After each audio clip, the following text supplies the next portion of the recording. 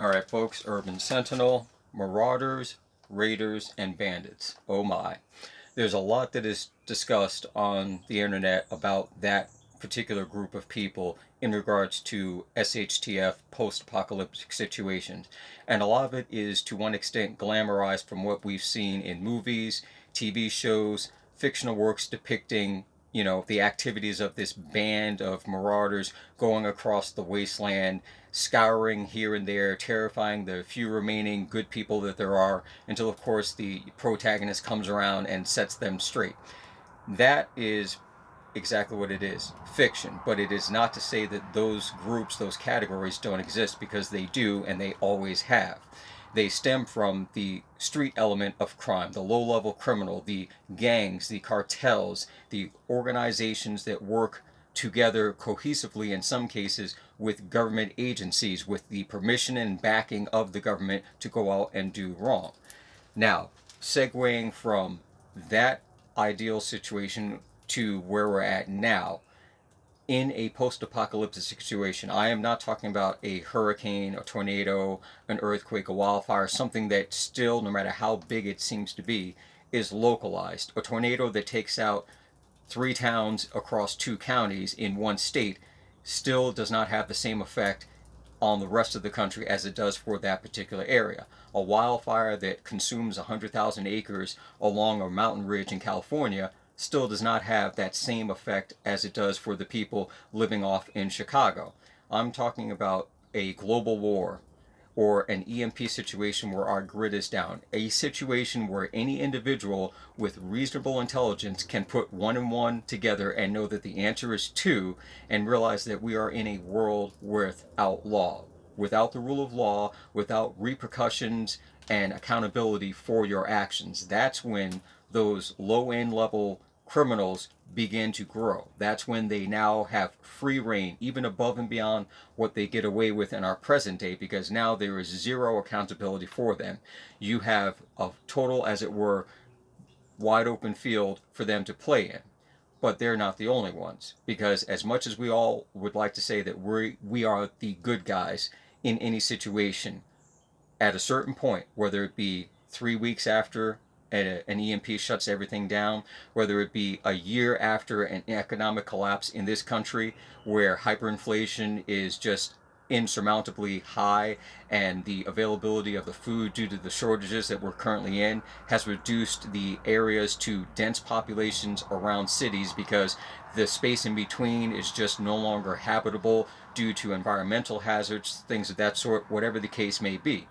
You may be in a position where now the things that you said you wouldn't do, or the things that you were opposed to doing, you're now doing. And you may be doing it strictly for the purpose of providing safety and security for yourself and for your family. And if that means that it's you and a couple of your neighbors that you've always had good relations with, you've had block parties with, your little community has always stuck together through good and bad times, and that now that good community, you've gated yourself off, you've made a mini fortress, you've got your own enclave, and you're going out and you're scavenging through the areas, you're trying to gain supplies for your people. And if that means that when you come across a situation where someone else is doing the same thing, you may come at odds with them. It wasn't your intention today to do that, but you don't know where you're going to be a year from now in that post-apocalypse situation. Now, reeling it back in, let's just focus on the now. Right now, here we are, rule of law. There are things that you can and can't do with regards to deterrence, with regards to taking care of potential threats. But there still are many things you can do. Keeping it simple, I'm just going to touch on a few areas. Security lights, windows, and doors. Common things. Now, people in apartments may or may not have the security of a secured building. They may only have their apartment. And with some of the things I'm going to say, it's negligible to the extent that they can actually do certain things. But start with security lights. If you have spotlights on your house connected to your house's electrical grid, when the grid goes down, they're not working. So solar lights, battery backups inside of them, are a good alternate. And they're good under the conditions of a hurricane knocks out the power, or a transformer blows and it's an isolated area. Having those lights available around your property keep the looky-loos who are just curious because the whole neighborhood's black and they decide that's the time to take a stroll around and see what they can see. If all of a sudden your house starts popping on lights everywhere, they're going to be less apt to want to approach and stay near that because they don't want to be seen, they don't want to get shot, and at the minimum, they don't want to get caught doing something that they know is wrong in the first place, so they're going to move on. Versus in a grid down situation where no one has power, where nothing is supposed to be on, you don't want those lights popping on, signaling the fact that, hey, there's something of interest in this pitch black area right here where these lights are. So you want to make sure that if you use those type of lights, you have a way to either disable the sensor so it prevents stray cats from cutting across, turning it on, or removing them until you know you need them. So those are small things to think about. Windows. Windows are always a weak spot in any structure, and unless you have the money to have a bullet resistant, shatter resistant material placed up, you're going to be using plywood boards over the front like you would for a hurricane coming, a storm coming. But you may be in a position where if you are in a multi-story house and you're on the third floor of a three-family house, you might not be able to do that because you may not have a ladder accessible to get up and be able to secure it. You may be in an apartment, and with that same situation, you may not have the capability of doing that on the outside. So you put the plywood on the inside. It won't prevent your glass from breaking, but it will prevent both the shattered pieces from coming in and still afford you some protection. One of the things that you can do with that, given the proper amount of time, is after you've measured and sized off and cut off the plywood to fit the window, spray paint it a gray color. Shading, not too particular, but not black, not white. Right in the middle of a nice neutral slate gray. Visually to the eyes, that's less attractive and attention getting than an all black square against a structure or that plywood color that it naturally has. The gray kind of just becomes a mute color to the eyes when someone's looking. Now yes, if someone's checking windows, they're going to look, they're going to see, but remember, if your windows are still intact, it's a gray color behind reflective glass. It has less attention to it with regards to that. Moving on. Plywood on the inside. You've got it bolted in, secured, nice and sturdy, but now that window is inaccessible. Depending upon how many windows you have and what you plan on using for an escape, if you use a window, you may consider this. Taking the plywood, making a 1/3 cut. After it's been secured, that bottom third, you hinge. So now it opens up like a flap and you keep it locked with a secure hook and eye loop. This way, the whole integrity of that plywood stays up when you need it to, but you can open it up and use that as a form of escape. You can use that to drop a Molotov cocktail down on someone down below. You can use that if you need to pass goods back and forth to people, but without having to expose your interior. Those are some of the options that you have. If you make a smaller one within the solid piece, you could even use that just as a little peek hole to look out and see what's going on. Those are things that you could use to help defend your area in your apartment, your house, within the confines that you can. Doors. Obviously, a good door lock that goes, with the bolt going in 1.5 to 2 inches is preferred. Reinforcing the actual bolt hole, the doorknobs, getting the kick guards around the doorknobs and down on the bottom of the door. Hinges, 3 to 4 inch long screws going in to hold the actual hinges into the door frame.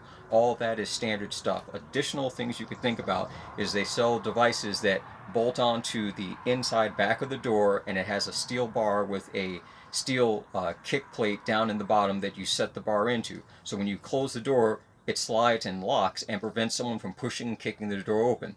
It doesn't make your door impenetrable unless that door is a steel door in a steel door frame with reinforced security bolts going through the frame and attaching it to the door. Then you have a better chance of preventing the average person from kicking in the door. Other things you can think about. 2x4 board. Cut it into 2-foot or 3-foot sections, 4-inch long screws, drill them all the way through, 2-3 inches apart, going all the way down the line, and then have several of those boards laid out onto your floor and you screw them into the floor. Now this is not for everyday use, this is not for when you go out to the grocery store, and it's definitely if you've got little children toddlers or elderly, you don't want that laying around because that's going to cause problems. This is for when you're bugging in and you're sheltering in place, but you know that there are elements outside looking to get in, looking to come into each apartment where they can. If your door is unable to be secured enough where it's not going to break, that may be an option. Setting those up in a position where the door opens but not all the way, and then those are secured to the floor at intervals 1.5 to 2 feet apart. The person breaking in more than likely is going to be doing it at night because it provides them that level of security and element of surprise. And if it's broad daylight, the other advantage that you may have is if your windows are boarded up, it's pitch black inside your place. So even if it's daylight outside, they're coming from bright light outside to what they thought might be a dimly lit or partially lit room because the light coming through the windows into a pitch black area because the power's been out, there is no exterior lighting because you've got it boarded up. They trip, slip, and fall. It's not going to kill them, but it will hurt them, it will slow them down long enough for you to say hello with either a Louisville Slugger or you put two in the back and pop their wig off. Whatever the case is, whatever you're capable of doing. It may be enough that depending upon how many are coming through to give you time to get away. You can also take that same concept of the stop sticks, as it were, and do the same thing on windowsills if you have no way to secure with boards. So if someone breaks in through your window, they're consciously thinking first about glass. They're not thinking about a set of boards with screws on the inside of the windowsill. So when that hand comes through or that leg goes over, it's going to get impaled, get caught, stuck on that. They're either going to reflexively pull the hand off or try, of course, to get their leg off. But if their body weight is on top of the screws and the screws are in their leg, even coming up, it's going to pull skin, pull muscle, pull clothing, and they're going to have to make a choice. Is more of their weight still outside or should they go inside? And once again, you have to seize upon that opportunity to make your decision. Are you going to bolt and run? Are you going to handle the threat coming through? Are you going to effectively neutralize it, pushing it outside and see if they want to try again? Those are things that you have to think about, but those are some of the ideas that you can use. In terms of yards, for those of you that have yards, depending upon how big it is and what you want to invest in, a lot of the things are obvious. Tall fences, gates, dogs in the front, dogs in the back, all that sort of stuff. But you can also think about doing is getting fencing wire. It's steel wire, it's pretty flexible, it's relatively thin but still strong.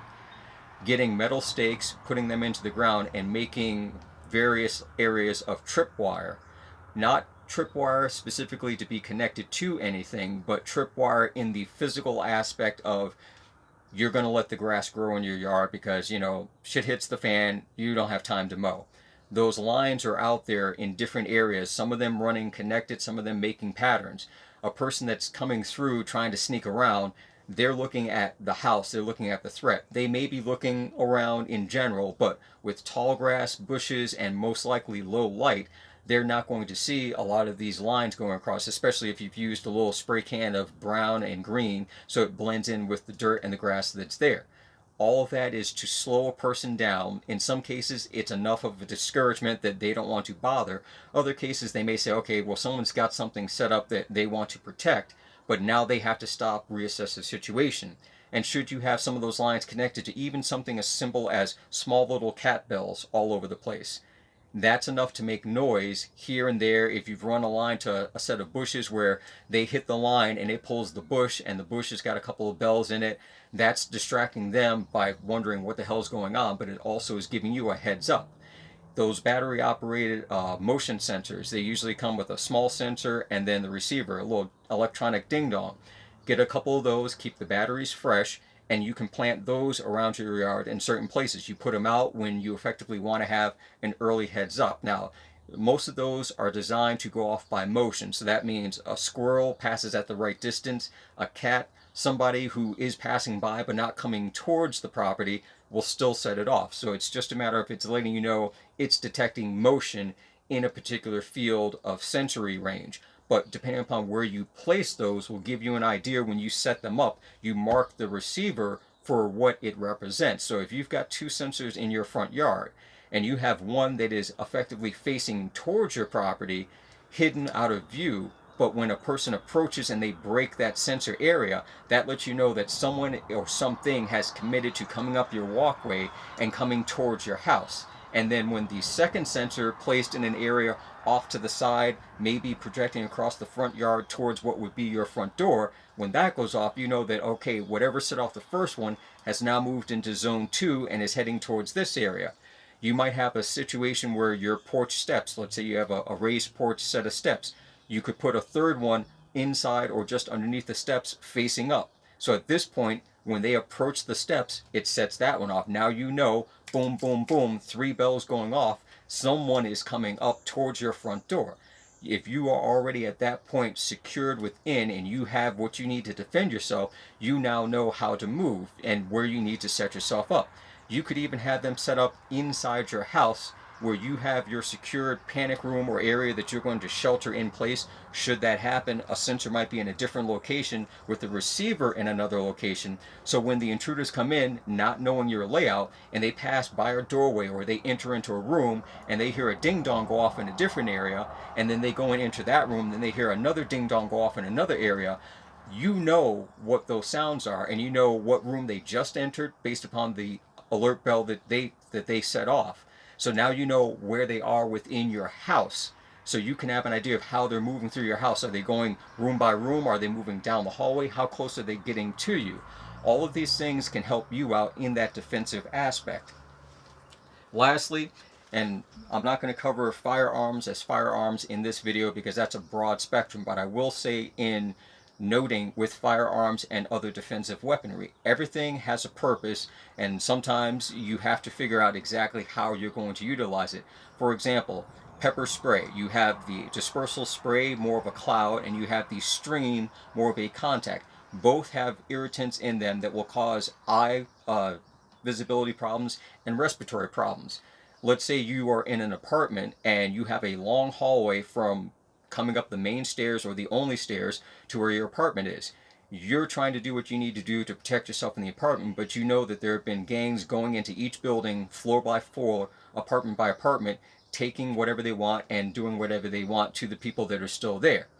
You know that they're coming into your building. You spray the aerosol pepper spray at the end of the hallway, the end of the corridor in that area, and you retreat to your apartment. When they get up to your floor, they're going to be breathing in those chemicals. They're going to be coughing, their eyes are going to be watering, they're going to have it on their clothes, they're going to reflexively do that, and at a certain point, they may decide we need to take a break or it's not worth it. You spray a contact surface area, the outside of your door, the area along the hallway leading to your door with the gel spray. Again, they make contact with that stuff within a few seconds. It starts to disperse in the air. So unless they're wearing a full face respirator to protect their eyes and their lungs, they're going to be basically bathing in that, and that's going to inhibit or at least reduce their overall performance in the attack that they want to do on you, because it's kind of hard to sneak up on somebody when you're coughing and your eyes are watering and everything else is going on. Those are some of the small things that you can do to protect yourself in that aspect. Knives. Not everyone has them, but you should have a good fixed blade that is designed for, effectively speaking, hunting. Kitchen knives, those are a last ditch only for the primary reason that when you look at a kitchen knife, it's not the length of the blade, it's the design of the handle. The handles were not designed for highly aggressive stabbing. The handles were designed for cutting, for slicing, maybe a little bit of elbow work to separate the bone inside of a chicken. They weren't designed to go after someone who may have on a leather jacket or body armor or be fighting you at the same time. You have a grip on that handle, but you impact rib or you impact part of clothing, and that hand grip that you have slips because there's no guard on it. You've just sliced your hand off. And worst case scenario, you've stabbed them, penetrated into them, sliced part of your finger, and then as you pull it out, their blood, your blood, everything's covered in blood. Let's just say in an SHTF situation, the last thing you need to do now is contract a disease on top of all the other problems that there are. So having a blade that you can comfortably hold, having a blade that the grip is designed to keep your fingers as safely as possible away from the blade to reduce the chances that something like that occurs. And even on the auspices that itself doesn't happen, cuts and scrapes and wounds can get quickly infected in a society where the state of hygiene has collapsed to the point where old diseases of the Middle Ages are back on top, and they're what's really taking people out. It's those diseases, starvation, malnourishment, that's what's more likely to kill more people. With regards to firearms, as I said before, that's a broad spectrum, but for potential firearm owners and new firearm owners, it is less about the firearm itself. That's just metal and plastic. It does what it does. It's about the ammunition that you use. And you'll hear different talk about certain calibers. You'll hear about 45 versus 9mm. You'll hear about 22. You'll hear about 5.7. You'll hear about the rifle calibers 308, and you'll hear 5.56 and 223 and 30-06 and 12 gauge shotgun, and the numbers just go and go and go. But it comes down to the type of ammo that you're using for the situation. And that's something that you would have to focus on as an individual owner of the firearm itself. What type of ammo are you going to be using? In quick reference, full metal jacket ammo versus hollow point ammo, there are pros and cons to both. Both are lethal, without a doubt, no question about that. Both are lethal, but the effectiveness, the lethality to which both do what they do are different. Even within the same caliber, they have different levels of lethality. Moving into other areas of defense, it still comes down to the will to fight, yes, but the capability to fight more so. Because you can have that will to fight in your mind, in your heart, go Rudy, but if you don't have the capability to fight, it's not going to happen. Now, in the post-apocalyptic grid down situation, SHTF, Marauders, Raiders, they will be out there. They will be out there in droves. In the first few weeks, they're going to be everywhere. It's just the way it's going to be, because you will have people that join up with other people they know who were not criminals beforehand, were not involved in criminal activity, but they now see the situation as this is their only chance to get a few things more that they didn't have or they couldn't get before those items get taken, stolen, or before they have to fight to the death against someone who's intent on keeping them.